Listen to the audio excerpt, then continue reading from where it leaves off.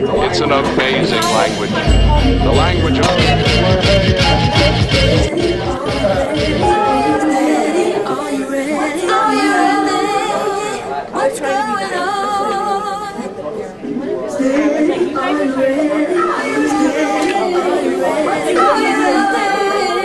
What's going on? Tell me what's going on. Good evening. Good evening. Brian Butler from the Philosophy Department. Happy to welcome you to the 7th annual door lecture. This is the 7th annual door lecture. It's an annual lecture that creative process.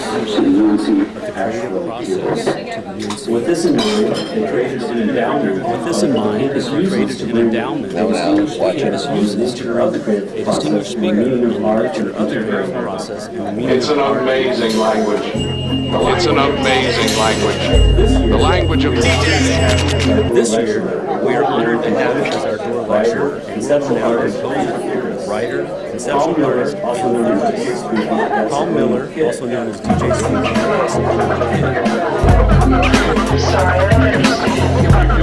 Sorry, I don't understand. You're just not listening at all. I see him as a particularly appropriate lecturer for the area. His work clearly relates to such honored locals as Charles Olson, John Cade, Robert Moe, Robert Rauschenberg, John Cade, Can you speak? Is there anyone here who speaks? Further, the Emersonian tones exemplify a profound picture of the creative process, one with wide-ranging implications in such areas as originality, identity, and copyright law.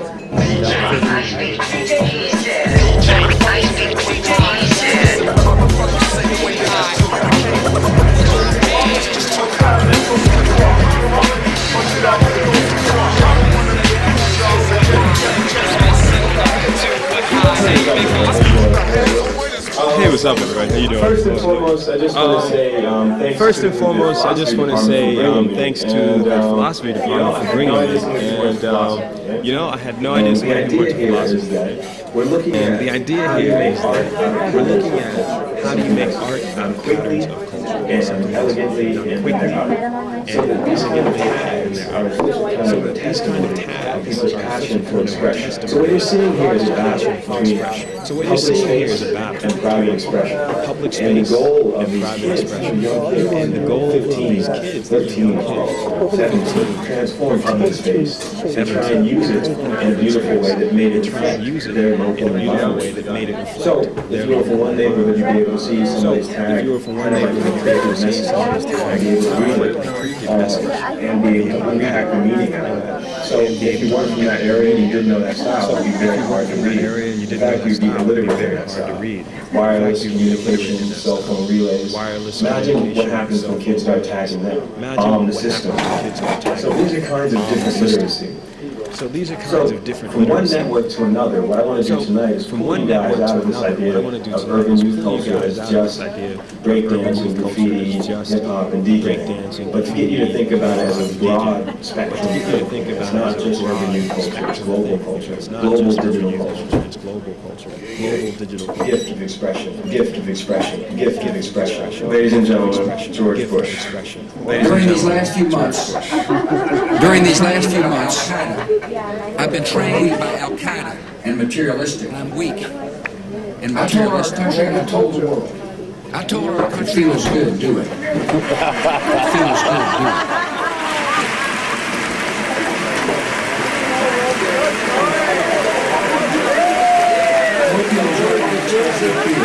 I hope you'll join me in expressing fear and selfishness. We will embrace tyranny and death as a cause of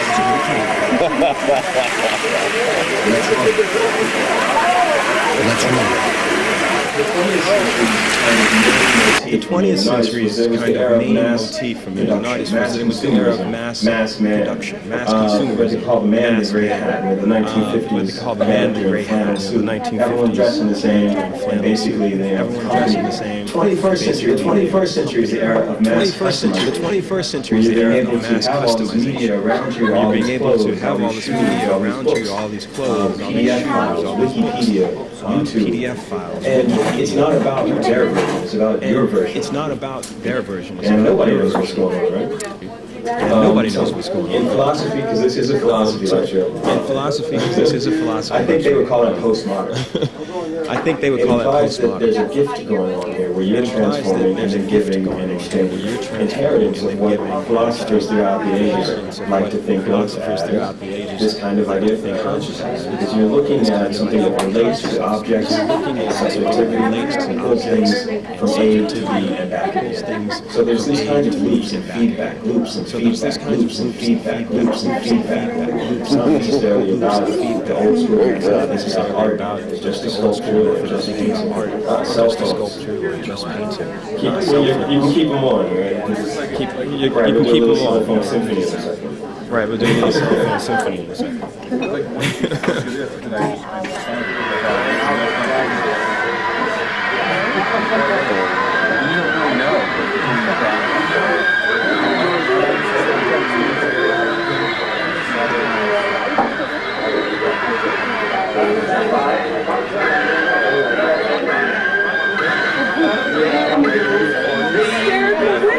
Hysterical women everywhere!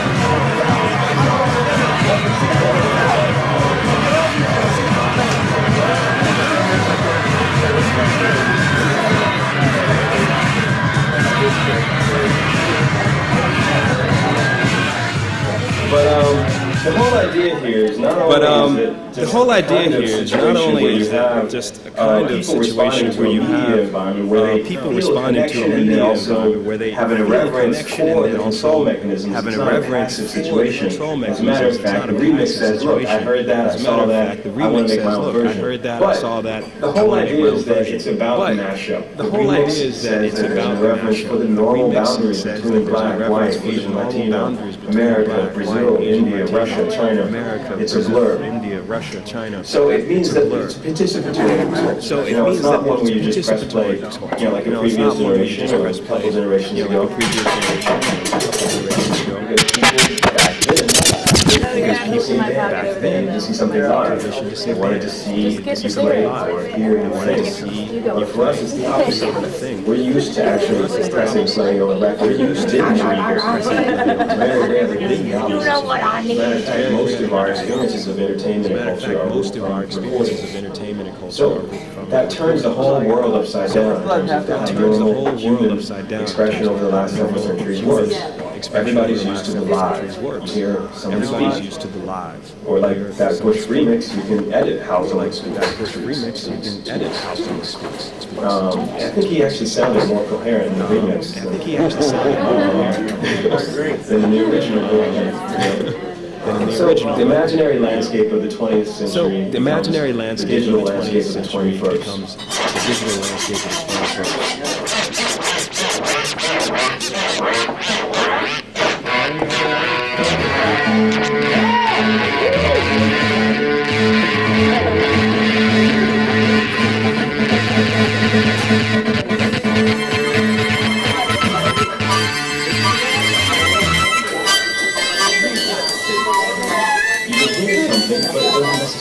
You can hear something, but it doesn't necessarily mean the same thing.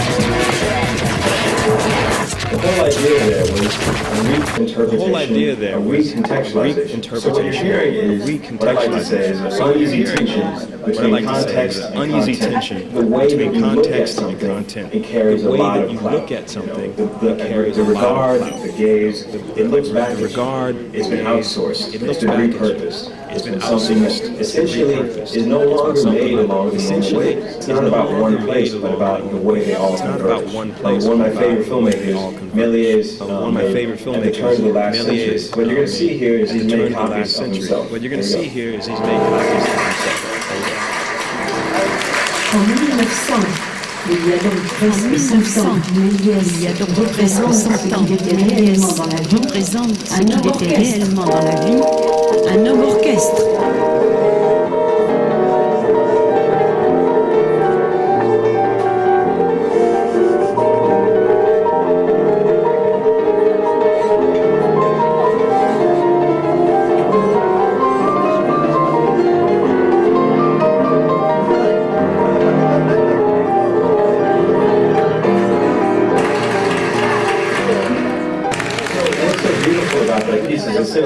What's so beautiful about that piece is essentially made copies of himself. In the same way that the Rolling Stones people on the show, in the same way that the Rolling Stones people on the show made copies and edits and splicing. If anybody else is a film director, you can get the idea here is that you're playing with sequencing. It's the culture of the cut. You know, where you splice and dice these elements.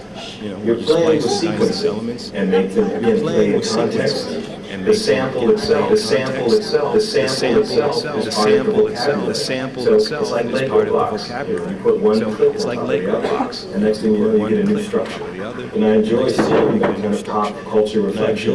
But the thing with sampling is about playing with voices. The thing with sampling and being able to break voices out. Sample, break voices out. Take small elements of them, sample. These kinds of avant-garde statements are now part of the way we think about art, whether it be, going to Disney and being in a simulated environment. For that matter, when you go to a band like Sonic Youth, or you hear Rage Against the Machine, or you hear all these different bands, they are the children of noise. But the issue is that it's about role play. Identity and the way that the human being relates to technology. The point is that we're a very tenuous relationship to the idea of realism, and how people and places and things are represented. It's not necessarily going to be about reality. It's going to be about the editing of that reality, editing of that, editing of that, to make them play in context.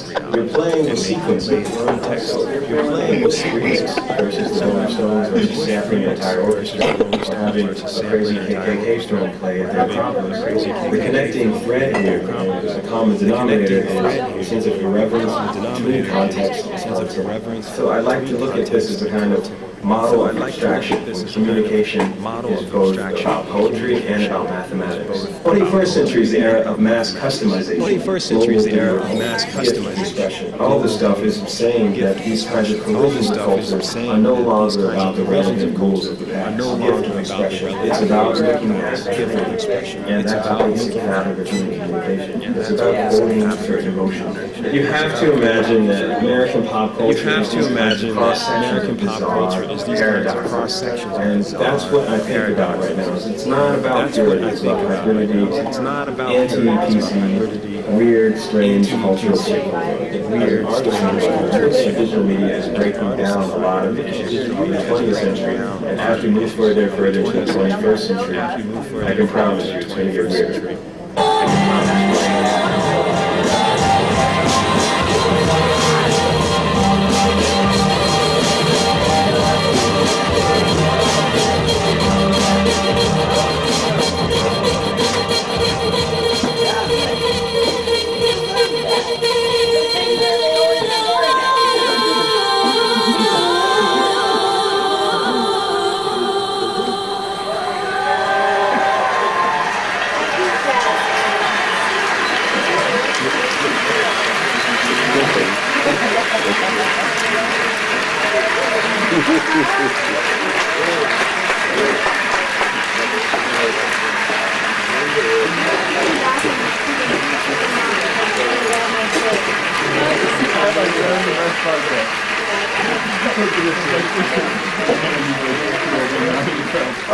So yeah, that's all Williams piece. So yeah, that's all Williams piece. And I guess I just want to say thank you guys for coming out. The whole idea is that it's about kids, and I can promise you it's going to get weird. I can promise you it's going to get weird.